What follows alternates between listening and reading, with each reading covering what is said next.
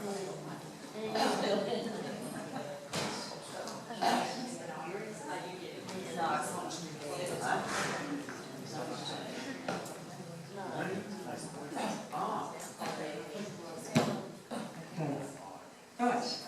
Can everyone hear me clearly? Yep, good. Okay. Get my notes.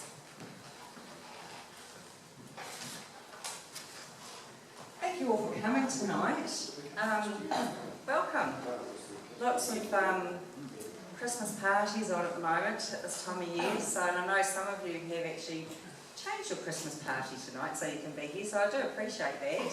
And yeah, it's lovely to see the sun shining and no one had to travel in rain, so welcome everybody. I know most of you, but for those of you who don't know me, I'm Tracey Larsen, the HD Client Services Coordinator at MS Waikato. Most of you I think have met Liz and Karen, my colleagues. Do you want to stand up again, Liz and Karen, just in case you haven't? They support me in my work, and because we work part-time and if I'm not available to support you at appointments or at a time of need, then Karen and Liz support me in that role, so they're always, one of us is always available. So we work as a team, and tonight definitely is a testament to that. There's no way I can organise an evening like this by myself, and we will put our strengths in different areas into play and create tonight. So now, under the umbrella of MS Waikato, the services that we do provide is information and education with regards to the disease and its progression.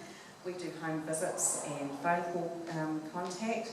We subsidise a gym program, which some of you here tonight go to. Yes, Jen, which some of you here tonight go to, that really enjoy that.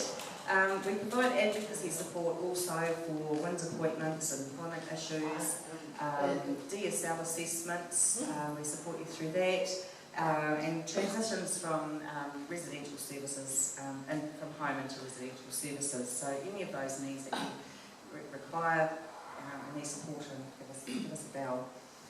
We're also in the throes of creating a new initiative with the neurology department at Waikato Hospital. It's been in the talks for several years now, but it seems to finally be coming into fruition, where they are setting out monthly support meetings, monthly meetings to assess all your needs.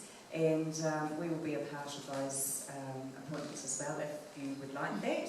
So that's an HD clinic is going to happen, which is really good. So, and hopefully in time we might get HD enrolled here in Hamilton as well, which I know Ron has been working hard to get and get happening here in Waikato. We also provide a quarterly newsletter. We do an MS Waikato do an annual Christmas lunch for all our client group, which is happening next week. So if you want to come along to that, then sign up. And also this year we did our first HD Family Day out at Tocha Springs, which was a fantastic day for those who were there. Had a blast, and it was such a successful day that we decided we're doing it again next year. And we even had you up in the flying kiwi, didn't we, Joanne?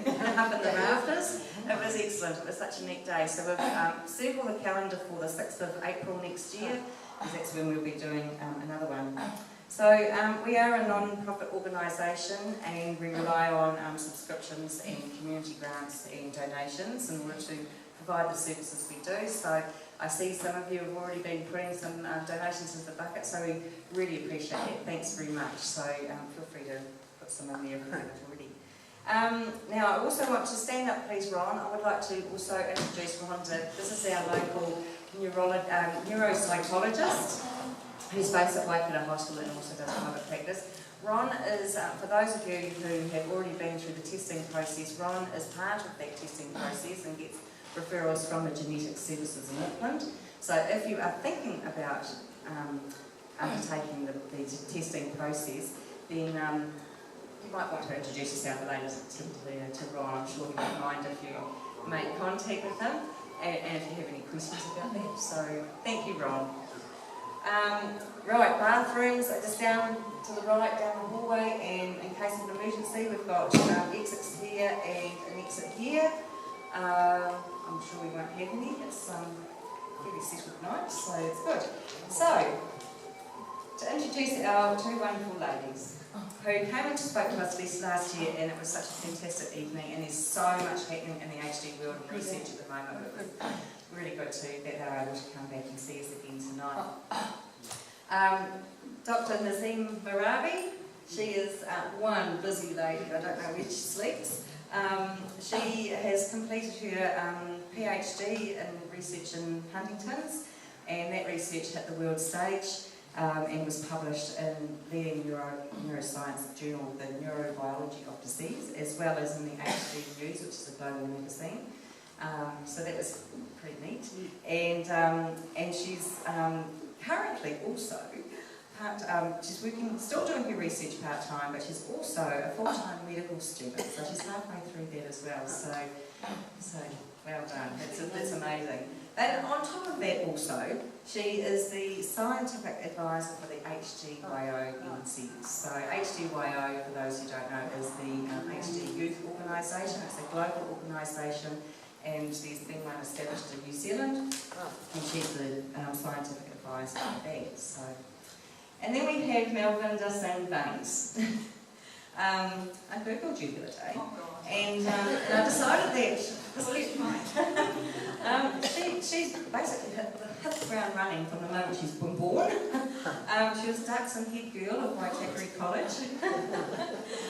In 2007, she was one of 100 young candidates from New Zealand and Australia to attend the National Aspiring Leaders Forum in Parliament in New Zealand.